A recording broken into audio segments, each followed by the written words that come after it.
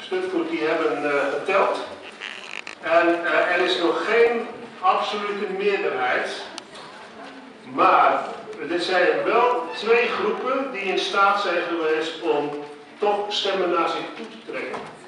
En ik zal even voorlezen hoe de uitslag van de stemming is. Groep 1, de Beatrixgroep, 8 stemmen nog steeds. Groep 2, de Dagenhof, ook 8. Groep 3, Willem-Alexander, 7. Groep 4, de Sterappel, 10.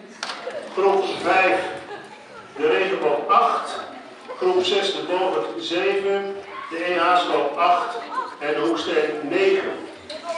Wij gaan nu naar de tweede stemronde.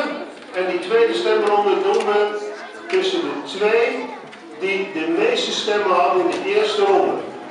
Dus dat betekent dat we nu alleen maar kunnen stemmen, schriftelijk, tussen de Sterappel, survivalbaan, en de Hoeksteen buitenspeelkist.